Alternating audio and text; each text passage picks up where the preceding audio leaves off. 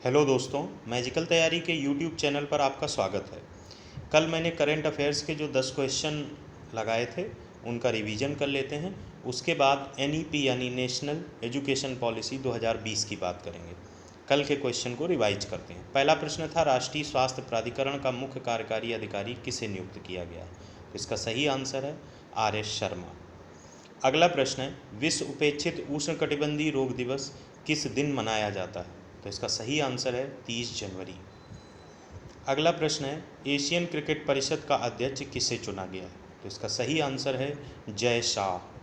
Next question है, किस राज्य में भागीरथ मिशन के तहत प्रत्येक घर में नल कनेक्शन के द्वारा पानी पहुंचाने में सफलता हासिल की गई है? तो इसका सही आंसर है तेलंगाना। अगला प्रश्न था, इंडिया जस्टिस रिपोर्ट 2020 के अनुसार कौन सा राज्य न्याय उपलब्ध कराने में शीर्ष पर रहा है? तो इसमें शीर्ष पर रहा था महाराष्ट्र। अगला प्रश्न है, सैयद मुश्ताक अली T20 ट्रॉफी 2021 किस राज्य ने जीती? तो ये ट्रॉफी तमिलनाडु ने जीती थी, जबकि उप विजेता बड़ौदा की टीम रही थी। अगला प्रश्न है, उत्तर प्रदेश राज्य की विधान परिषद का प्रोटेम स्पीकर किसे नियुक्त किया गया है?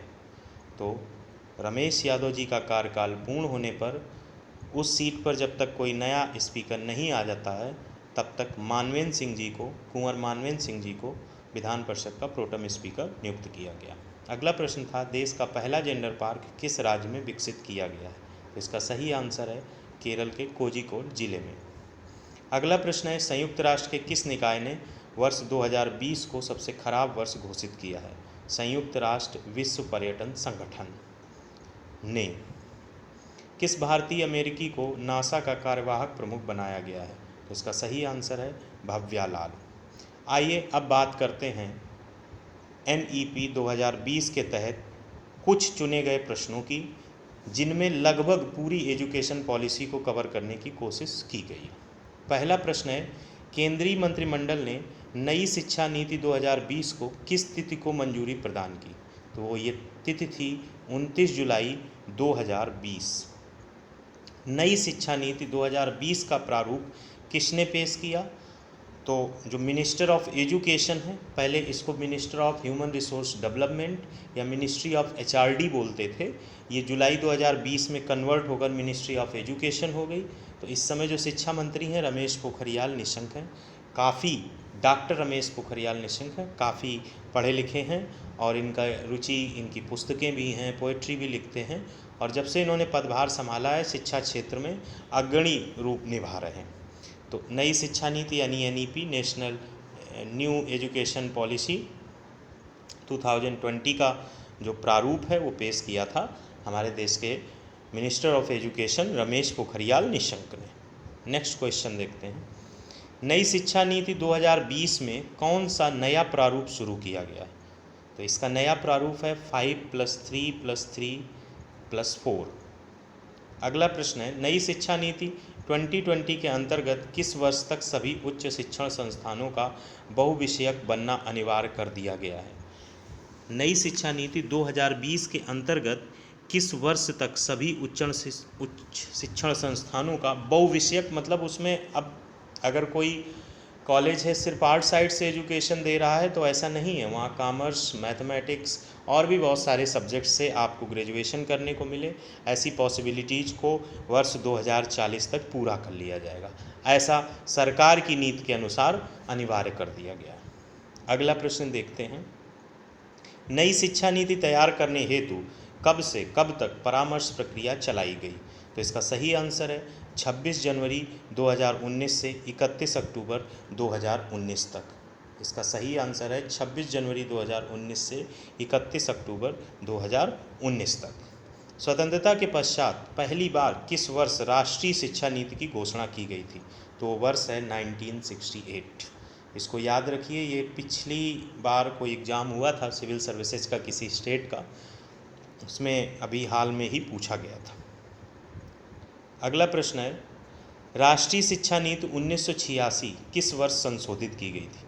तो वर्ष 1992 में राष्ट्रीय शिक्षा नीति संशोधित की गई थी। राष्ट्रीय शिक्षा नीति 1968 किस प्रधानमंत्री के कार्यकाल में लागू की गई थी? तो 1966 से 11 वर्ष 1977 तक इंदिरा गांधी ने कार्यभार संभाला था और उसके बाद इंदिरा गांधी का कार्यकाल 1980 से 1984 तक और रहता है। ये याद रखिएगा, इंदिरा गांधी जवाहरलाल नेहरू के बाद सबसे ज़्यादा समय तक रहने वाली दूसरी प्रधानमंत्री हैं और पहली महिला प्रधानमंत्री। तो 1968 जाहिर सी बात है 1966 से 77 के बीच ही पड़ेगा। तो इंदिरा गांधी जी के कार्यकाल में ही राष्ट्रीय शिक्षा नीति लागू की गई थी। अगला प्रश्न देखते हैं। नई शिक्षा नीति 2020 के अंतर्गत किस वर्ष तक 100% सकल नामांकन दर प्राप्त करने का लक्ष्य निर्धारित किया गया? तो इसका सही आंसर है वर्ष 2030 तक।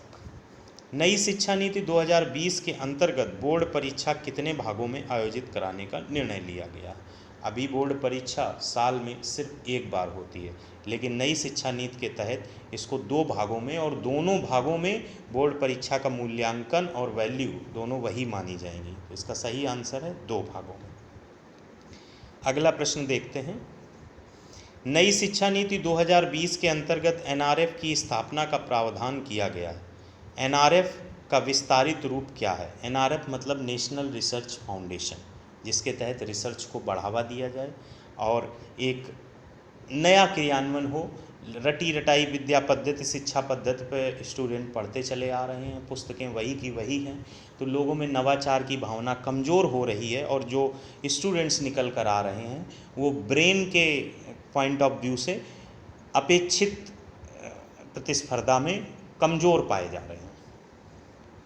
अगला प्रश्न है, नई शिक्षा नीति 2020 के अंतर्गत किस आयु वर्ग के बच्चों के लिए अर्ली चाइल्ड केयर एवं एजुकेशन का प्रावधान किया गया? अर्ली चाइल्ड केयर में यही 2 आते हैं, 3 से 6 और 4 से 8। अगर एग्ज़ाम में ऐसे पूछ दिया जाता है तो यहाँ पर कन्फ्यूजन हो सकती है, लेकिन जो NEP 2020 है उसमें 3 से 6 वर्ष को इन्होंने डिफ़ाइन किया है कि उनके लिए early childhood care and education का प्रावधान है।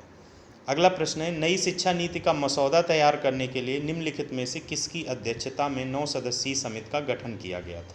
प्रदीप कुमार जोशी, के कस्तूरी रंगन, सच्चिदानंद मिश्र या फिर रामचंद्र भट्ट? तो इसका सही आंसर है के कस्तूरी रंगन। ये काफ़ी बार चर्चा में रहा, जाहिर सी बात है अखबार में, न्यूज़पेपर्स में, सब जगह चर्चा में रहा। तो ये इजी क्वेश्चन है, फिर भी एग्ज़ाम में स्टेटमेंट के तौर पर कई स्टेटमेंट देकर आपसे इस संदर्भ में भी एक स्टेटमेंट दिया जा सकता है। अंतिम प्रश्न है, वर्तमान में शिक्षा भारतीय संविधान की किस सूची में शामिल है? तो भारतीय संविधान में जो 3 सूचियां हैं, संघ सूची, राज्य सूची और समवर्ती सूची, उसमें समवर्ती सूची में शिक्षा को शामिल किया गया है। अब कोई क्वेश्चन नेशनल एजुकेशन पॉलिसी पर एग्ज़ाम में आता है तो कहीं ना कहीं इन सभी से तैयार किया हुए नोट्स या इस सभी से तैयार किया हुआ माइंडसेट आपको उन क्वेश्चंस को हल करने में ज़रूर मदद करेगा। नेक्स्ट टाइम हम नेशनल एजुकेशन पॉलिसी के कॉन्सेप्ट्स को भी शामिल करेंगे और इन क्वेश्चंस का रिवीजन भी कराएंगे और कोई नई चीज़ को शामिल करेंगे, जैसे उपभोक्ता संरक्षण अधिनियम से संबंधित प्रश्न है या नई जो नियुक्तियां हैं उनको शामिल करेंगे, जैव विविधता से संबंधित हैं, चर्चित पुस्तकें हैं, चर्चित स्थल हैं और किन महानुभावों के निधन हुए, इन सभी तात्कालिक चीज़ों को शामिल करेंगे जिससे आपकी तैयारी और बेहतर हो सके। धन्यवाद वीडियो देखने के लिए।